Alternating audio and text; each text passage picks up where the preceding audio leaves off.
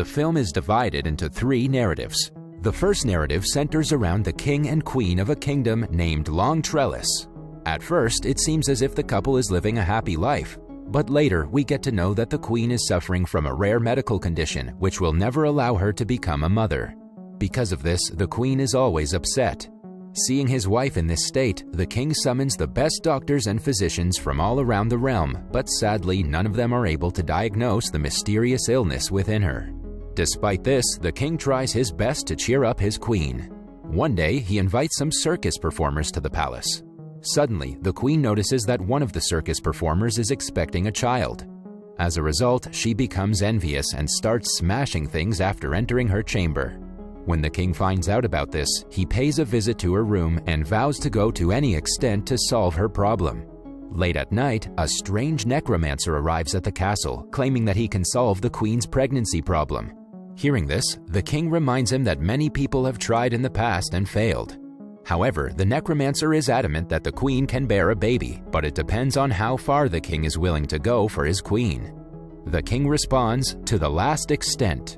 The necromancer reveals that he has years of experience and knows a lot about nature. Furthermore, he says that nature must always be in balance, and that if the king desires a life, he must also sacrifice one. Despite his weird claims, the king and queen give him their full support. After this, the necromancer begins describing the process. The king will have to capture a sea monster, whose heart will be used to cure the queen's illness. Then, a pure and unmarried lady will prepare it, which will be eaten by the queen. In this way, the necromancer assures that the queen will become pregnant. Hearing this, the king immediately agrees to hunt down the sea monster and begins the preparations. The following day, the king sets out on his mission. He finds the creature in one of the rivers. When the monster is sleeping, the king walks into the ocean to attack it. He's eventually successful in slaying the beast, but gets critically injured in the struggle. Soon, he succumbs to his injuries, but before he does, he removes the creature's heart. The queen then returns to the castle, covering the heart with a cloth. Later, a maid at the castle is found to be unmarried and pure. As a result, she's tasked with preparing the heart. While cooking, she experiences strange sensations and suddenly becomes pregnant.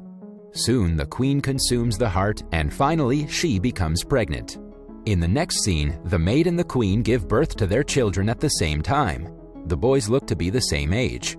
The queen's son is named Elias, whereas the maid's son is named Jonah. The movie then fast-forwards to 16 years, where the children have now become adults. The queen is living a happy life with her son Elias, as she thinks that she's been given a second chance at life.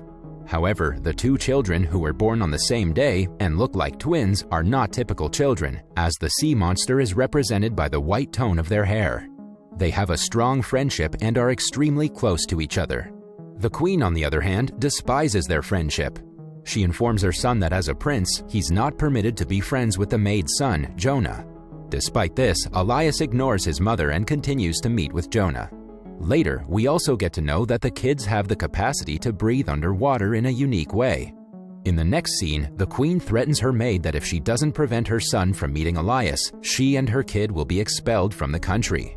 Nonetheless, the 2 seem unconcerned and meet on a regular basis. They cross the line one day when Jonah wears Elias's clothing and goes to the queen. When she discovers the truth, she chooses to exile Jonah from the kingdom. Elias makes an attempt to stop him but fails. Jonah then cuts off a tree with his knife and water starts to flow from there. He tells Elias that as long as the water is clean, he should know that he's alive, and as soon as it becomes red, he should understand that Jonah's life is in jeopardy. After saying that, he walks away. Elias checks the water regularly to see if it has turned red.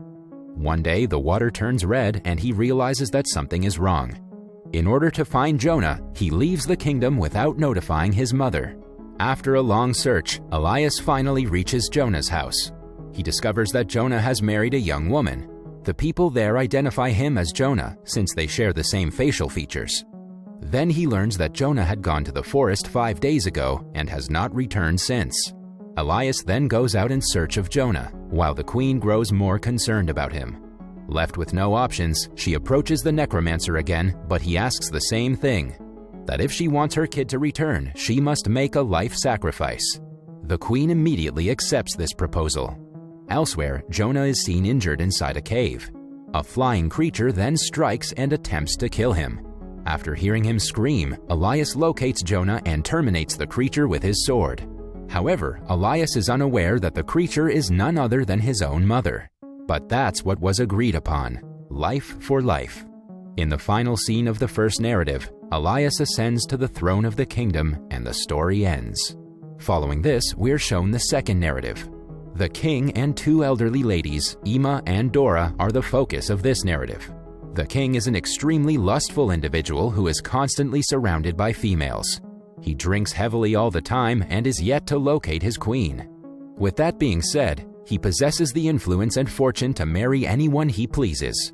Later, we're introduced to two elderly sisters who reside near the palace. One of them is named Dora and the other is Ima. Dora is a shrewd and selfish woman, while Ima is straightforward. They hardly leave their house and are also unmarried. It's certain that they will die there alone, yet their voices sound incredibly pleasant and young. One morning, the king hears Dora singing and instantly gets smitten by her voice. As a result, he decides to meet her. Soon, the king approaches their door to get a glance of the woman. In his head, he thinks that Dora is young and beautiful. When he knocks on the door, the sisters start panicking, as they believe the king will get angry if he finds out about their appearance. After thinking for a while, they finally devise a plan, and Dora requests the king to come back after a week, so that she will be more comfortable. In the next scene, the sisters strive very hard to make their fingers look young and beautiful. Dora covers her fingers with herbs, but they still look like those of an elderly person. But on the other hand, Ima had put her finger in her mouth for many days, and as a result, it's looking quite good and young.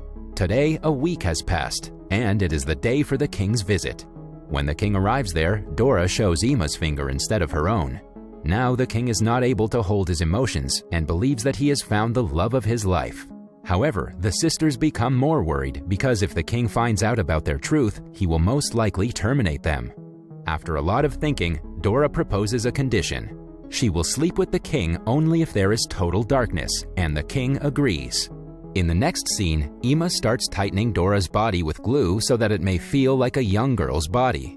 At midnight, one of the guards from the temple comes to pick Dora up while there is darkness in the palace. The king sleeps with Dora, but in the morning he realizes that he spent the night with an old and ugly lady. Enraged, he orders his guards to throw Dora out of the window. Luckily, she survives the fall. In the jungle, Dora witnesses magic as a witch arrives there and finds her. With her powers, the witch changes Dora into a beautiful young lady with long hair. The next day, the king visits the jungle for hunting and falls in love with young Dora at first sight. He brings her to his castle and decides to make her the queen. Dora doesn't know how she turned into a young girl, but she remembers her sister Ima. She invites Ima to her wedding, who is still in disbelief about her new appearance. When Ima inquires about how she became young, Dora sarcastically replies that she peeled off her old skin. However, Ima considers it to be true and visits an ironsmith to peel her old skin in exchange for a necklace. The ironsmith appears to be more stupid than Ima. He takes her to the jungle, ties her against a tree, and removes all her skin. In the next scene, Ima returns to the castle in a fragile state, and she passes away soon. Elsewhere, the magic that turned Dora into a young girl doesn't last long. She starts to grow old as her skin begins to fold. When she realizes that she's turning old, she runs away from the castle. The narrative ends on a sad note as Dora transforms into her older self completely. Following this, we're shown the third narrative, which is also about a king. The king is of a weird nature as his queen passed away long ago. He has an unmarried daughter named Violet, whom he has never truly loved. One day, the king sees a parasite insect on his hand which is sucking on his blood. Instead of swatting it away, the strange king just lets it feed on himself. Later, he keeps the parasite in a glass box and allows it to feed on his blood every day. As time passes, the insect becomes huge. On the other hand, Violet, who has grown to be a beautiful young woman, always dreams of a prince. However, the irresponsible king could care less about her as he is always busy with his parasite pet. Unfortunately, one day the parasite becomes ill and dies. This devastates the king, so he peels its skin off and tells his daughter that the time has come to find a husband for her. He says that he's going to arrange a competition, and the one who wins it will get to marry her. On hearing this, Violet becomes happy, but also a little upset as she wanted to find a husband on her own. Despite this, she agrees to the king's decision. Soon, announcements about the competition are made throughout the kingdom. The king displays the parasite's skin in his palace and announces that whoever can guess the name of the insect will win. Many people try, but no one can answer correctly because that insect has never grown that big and old. Just then, a weird-looking ogre appears in the palace. He also wants to participate in the competition, and the king hesitantly allows him. The ogre then smells the skin and guesses the correct answer. Upon hearing this, a devastated Violet runs away to the roof and attempts to terminate herself. However, the king calms her down by saying that he cannot break his promise. Left with no other choice, Violet finally agrees. In the next scene, the ogre takes Violet far in the mountains where she cries for many days. One day, when he goes out hunting, she sees another lady on a nearby mountain. She begs for help and explains the whole scenario to her. The lady also sympathizes with her and promises to come for help. The next day, the lady, along with her family, arrives there to rescue Violet. While they're crossing over, the ogre arrives, but they successfully manage to cut the rope and he falls. Some time later, the ogre finds the family and eliminates them one by one. He then chases Violet into a cave and begins hugging her. Violet also pretends to care, but the moment he's distracted, she finishes him off with a knife. In the next scene, Violet returns to the palace with the ogre's severed head and places it next to everyone. She then says, "This is the husband you chose," and starts crying. The king is also devastated by the sight and falls to his knees. In the final scene, Violet becomes the queen of the kingdom and the movie ends here. That was all from the video. I hope you liked it. Subscribe for more content like this and hit the like button to help us out. Also, leave a comment if you want us to recap your favorite movie. Until next time, take care.